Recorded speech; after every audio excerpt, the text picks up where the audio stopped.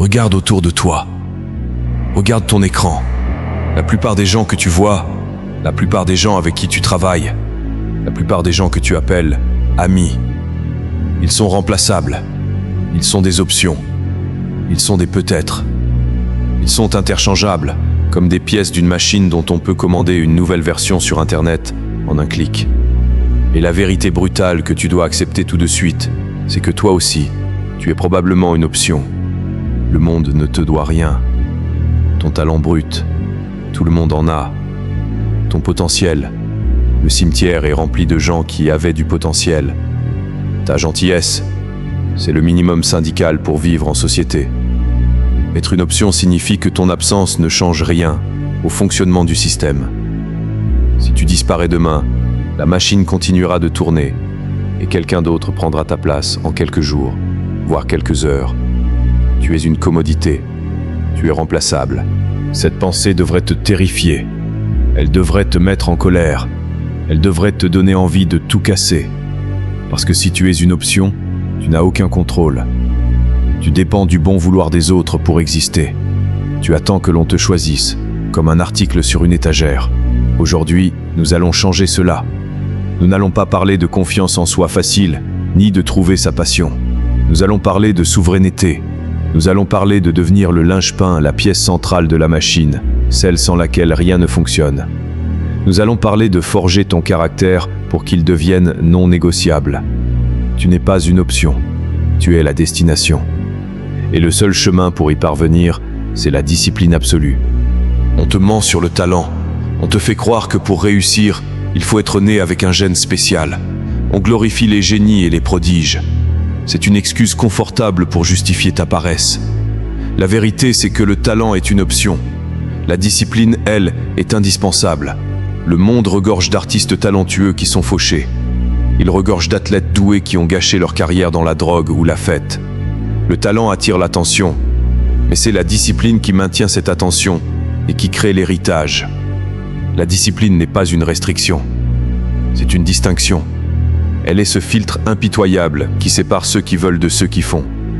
Être discipliné, c'est avoir l'obsession de l'exécution. C'est faire ce que tu avais dit que tu ferais, quand tu avais dit que tu le ferais, même si tu n'en as pas envie. Surtout si tu n'en as pas envie. C'est bâtir une réputation de fiabilité absolue. Quand tu es discipliné, ton environnement change. Les gens autour de toi arrêtent de te demander si tu peux le faire. Ils savent que tu vas le faire. C'est inévitable. C'est ici que ton indispensabilité commence. Quand tout le monde est chaotique, imprévisible et esclave de ses émotions, toi, tu es le roc. Tu es le phare dans la tempête. Tu es la seule donnée constante dans une équation pleine de variables foireuses. La discipline te rend prévisible de la meilleure façon possible. Tu es prévisible dans l'excellence. Et c'est cette prévisibilité qui te rend indispensable.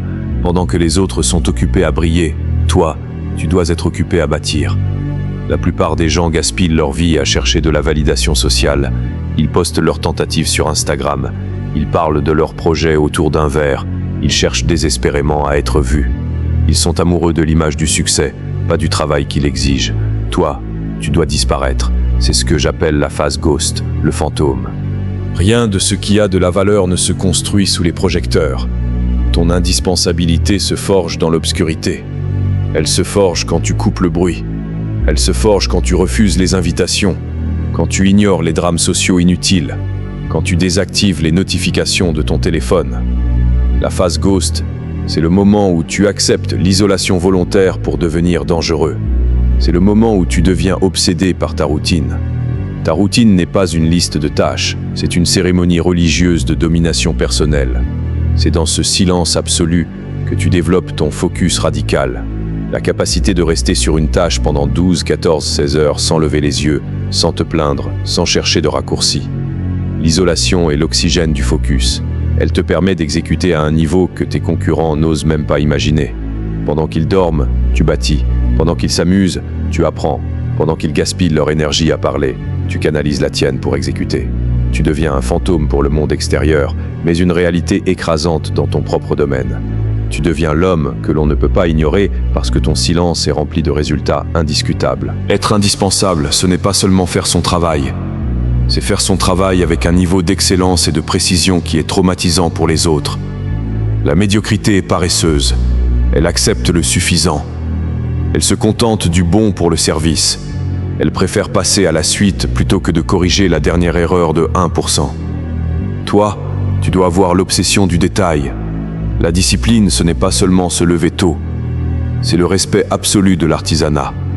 C'est comprendre que le 1% final, le détail que personne ne verra jamais à part toi, est précisément ce qui sépare l'amateur du maître. C'est de refaire une tâche 10 fois, 100 fois, 1000 fois, jusqu'à ce qu'elle soit parfaite. Pas bien, mais parfaite. Ne confonds pas la maîtrise avec le perfectionnisme paralysant. Le perfectionnisme est une excuse pour ne pas exécuter. La maîtrise est la discipline de l'exécution répétée jusqu'à ce que l'erreur devienne impossible. Deviens le leader de ta propre existence. Ta discipline crée une norme que les autres trouvent trop difficile à suivre. Tu es celui qui ne fait jamais de compromis sur la qualité. Tu es celui qui vérifie tout, 2 fois, 3 fois. Tu es celui qui ne laisse rien au hasard. Cette attention obsessionnelle aux détails n'est pas pour les autres, elle est pour ton propre respect de toi-même. C'est ici que ton indispensabilité devient une certitude mathématique. Quand on cherche la qualité, on cherche ton nom. On ne compare pas tes prix, on compare ta valeur. Tu es devenu l'homme qui possède les secrets de la machine. Tu n'es pas remplaçable, car personne d'autre n'a eu la discipline de se former à ton niveau de précision. Être indispensable signifie que tu es le leader sur qui on compte quand le chaos frappe. La plupart des gens sont fragiles. Ils sont des barques sur l'océan, à la merci des vagues et du vent. Une mauvaise nouvelle, une trahison, une crise, et ils coulent. Ils se laissent submerger par leurs émotions, par la panique, par le doute. Toi, tu es le capitaine du supertanker. La tempête gronde, les vagues s'écrasent, mais tu restes sur la trajectoire. La résilience n'est pas une émotion, c'est une habitude disciplinée. Elle naît de la maîtrise de soi absolue. C'est la capacité de neutraliser tes émotions pour n'écouter que ta logique. C'est comprendre que la panique est une donnée corrompue qui ne t'aide pas à naviguer. Construis ton armure pièce par pièce. Chaque petite promesse que tu te fais et que tu tiens renforce un rivet. Chaque fois que tu fais ce que tu avais dit que tu ferais, malgré la fatigue, malgré la peur, tu durcis ton métal. Un jour, l'armure sera si épaisse que les insultes, les échecs et les tragédies rebondiront sur toi sans même laisser une marque. L'homme indispensable est l'homme que rien ne peut briser. Il est celui qui, quand tout le monde est paralysé par la peur, pose les questions rationnelles et exécute la stratégie. Ta souveraineté intérieure est ton atout stratégique le plus puissant. Quand le chaos s'installe, le monde cherche ton calme. C'est ici que se fait la différence entre celui qui survit et celui qui domine. Le survivant espère que la tempête va s'arrêter. Le dominateur apprend à utiliser la force du vent pour avancer plus vite. Il y a 2 types d'hommes dans ce monde. Ceux qui frappent aux portes et ceux qu'on invite. Tant que tu es une option, tu es le premier. Tu passes ta vie à appliquer, à négocier, à supplier, à prouver ta valeur. Tu es une commodité qui doit se vendre. Une fois que tu es devenu indispensable, tu deviens le deuxième. Tu es le linge-pain.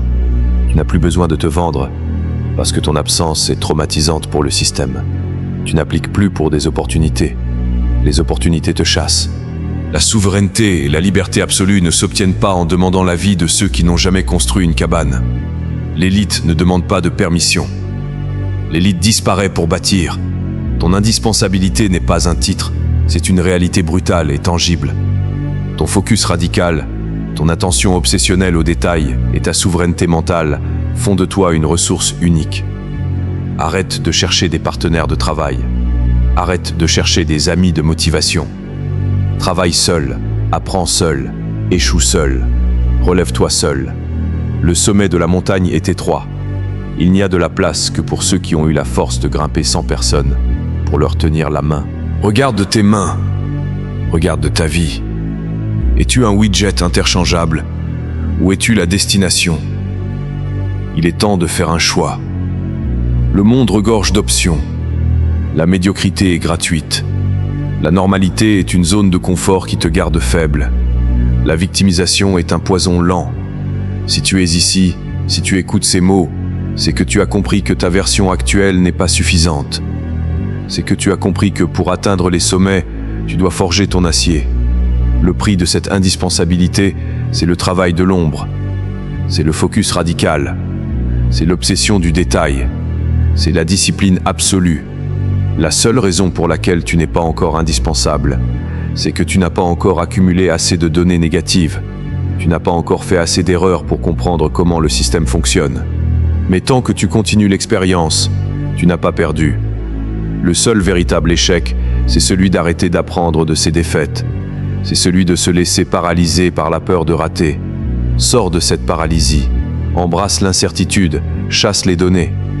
Deviens un scientifique de ta propre puissance. Ne sois pas une option. Deviens la destination non négociable de ton destin. Fais silence. Exécute. Domine.